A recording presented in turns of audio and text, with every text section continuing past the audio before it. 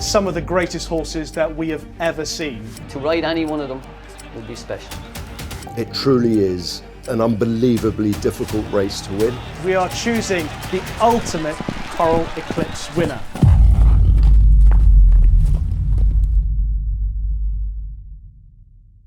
Hello everyone, 2025 will be the 50th year that Coral sponsor the Eclipse Stakes at Sandown. It is one of the greatest races anywhere in the world. And we've asked the Coral Racing Club members to choose their top 10 renewals from the past 5 decades.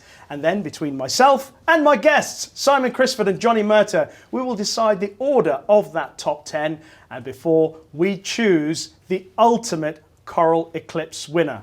But Simon, before we talk about the horses that the Coral Racing Club members have chosen, what are your memories of the race and where does it rank for you? Well, I think the Coral-Eclipse is one of the truly outstanding races throughout the world. I mean, it's the first proper weight for age race, 3-year-olds against their elders. I first attended Sandown to watch Dickens Hill when he won in 1979. And ever since then, I've been absolutely captivated by the race. And it's one of the very few races that I lie awake at night dreaming of winning as a trainer. Now, of course, we were very lucky with Godolphin. We had some fantastic successes. Hopefully, we'll be talking about those later. But it truly is an unbelievably difficult race to win. It attracts the best horses from across the continents and the best jockeys, best trainers, and of course the best owner breeders. What a fabulous contest it is. Johnny, as a rider, how important was winning the Coral-Eclipse for you? Yeah, I have good memories and bad memories. I rocked up a motivator, thought there was going to be a big clash with Shamardal, I think, that year. He didn't turn up. I was 1 to 3. You're riding a 1 to 3 shot in a Group 1. You think this is going to be easy. He got beat. You know, it was one of those bad days. But then Mount Nelson came along and was riding for Coolmore. He was trained brilliantly for the race. He was ridden brilliantly by me, and he got up and won a short head. So that was my well, that was my you made the difference. Most enjoyable memory of the Coral-Eclipse. But as Simon says, tough race to win. Sandown, big straight, easy track. It's not the easiest track in the world to ride, and but when you come out on top of winning, the Coral-Eclipse, it's one of those that on your list that you'd love to add, and thankfully I done it once. Well, I don't think I'm going to give the game away by saying that your winner, Mount Nelson, did not make the final 10. However, the final 10 is quite an incredible list. Let's have a look at who's on that list. And it's some of the greatest horses that we have ever seen racing over a mile and a quarter at Sandown. What, though, do we feel will be the horses that will rankle with some people for not being on that list? Simon, any that scream at you, say, I should have been talking about this horse or that horse? Absolutely. I mean, Sadler's Wells was a game-changing horse because not only did he beat a fantastic filly, Time Charter, who had won the Oaks in the, I think it was the 1994 84. Coral-Eclipse. 84, of course, yeah. Coral-Eclipse. But look how he shaped the thoroughbred industry as time went on. So I think he should have been there.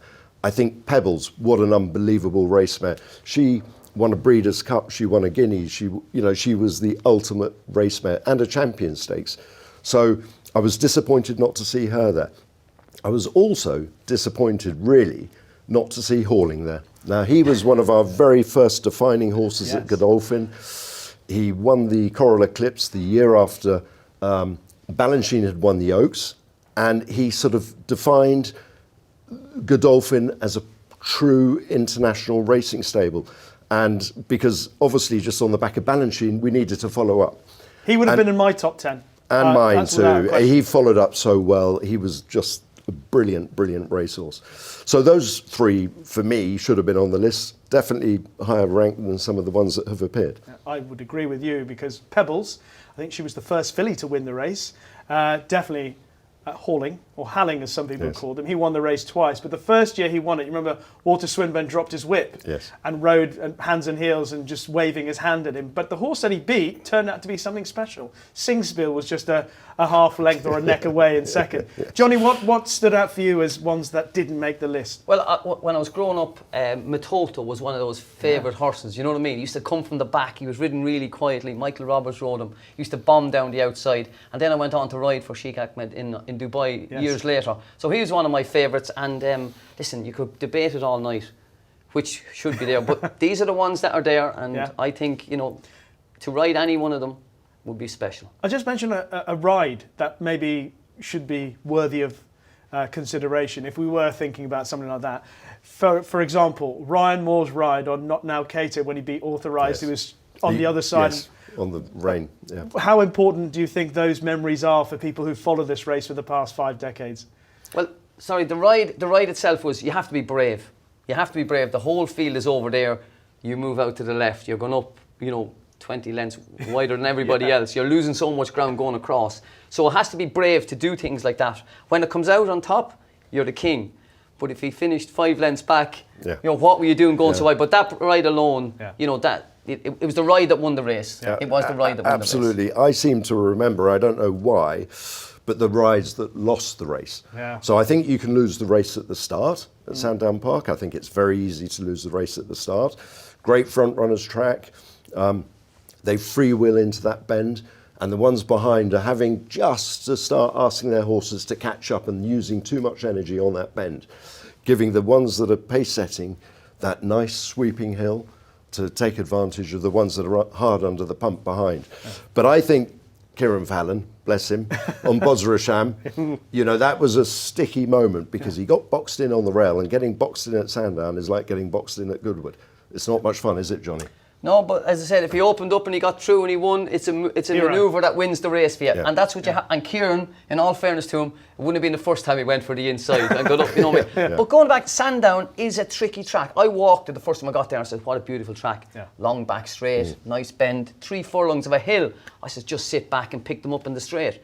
Very difficult to pick up horses in front. You cannot catch them. You think you're going to get there, not yet. Yeah, I have them, not yet. And sometimes you don't get there. They keep finding. They keep finding, and it's difficult because it's on the collar. Constant climb all the time. You just cannot quicken on it. But that's what makes this such a special race, because, as Johnny says, it's very difficult to ride. You have to have the best horse to win. Okay, so with all that we've discussed fresh in our mind, let's determine the criteria that's going to tell us which is the ultimate Coral-Eclipse winner and the order of the 10. What's your most important criteria to determine that, Simon? The legacy of the winner, which probably won't be very popular with your audience, but for me... It's not popular with me, actually. For me, the legacy for the thoroughbred is absolutely vital and key. So clearly, in my mind, there's one standout horse that has brought legacy to our sport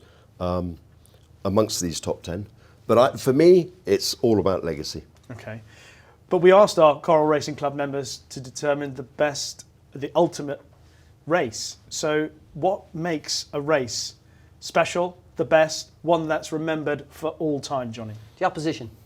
You have to beat the best. To be the best, you have to beat the best. Mile and a quarter, Sandown, good pace, and, you know, furlong down, let's get it on. Let's see who is going to come out on top. And, you know, if you look back at some of these races, you know, the horse that were second, third, fourth, that's what it comes down to for me. Can I ask where you rank the cleanliness of the race? Whether it's a properly, truly run mile and a quarter race, no incidents, does that... No excuses, I presume, is probably a better way of phrasing it. Is that important in determining? It probably is, but, you know, sometimes these racing incidents happen. Yeah, and you have to overcome them. They add to it. And they add to it, and you have to, the good horses are able to do it. Soft ground, fast ground, I don't believe in that. The great ones rock up every day and they get the job done. How important is the race being properly run and no excuses? I think it is very important, but the Coral-Eclipse is normally run at a very honest pace, which is key, because that will always bring out the best of the best horses. And we used to run a lot of pacemakers back in the Godolphin day, and those pacemakers were good pacemakers. So the opposition, the jockeys, could not afford to ignore them and sit too far behind them. So we would set the pace to suit our fancied horse. And quite often we were successful in winning the race by doing that, but always the winner was still the best horse in the race. But you do need to have a proper, truly run race, is what I would say. You're looking at Simon. Well, you're not allowed to do that anymore, are you? You're not allowed to run pacemakers anymore, are you? They're running on their merits. Yeah. But listen, sometimes a good front-running ride as well. And you'll see in a couple of these races that the jockey in front got the pace just right. And it made the difference of winning and losing. Okay. It's probably easier for the bigger teams to have, Okay. you know, to set it up a little bit. But as Simon says, 9 times out of 10, the Coral-Eclipse on his pace, mile and a quarter. That's what you want to see. Yeah. So Simon, Johnny and myself have shared some of our anecdotes, our thoughts on the race, some of our favourite memories of the Coral-Eclipse over the last 5 decades. But what about you? Have we missed out anything? Is there something that you think is a glaring omission from the list of 10? Or perhaps there's a horse that struck a particular chord with you for whatever reason? Let us know.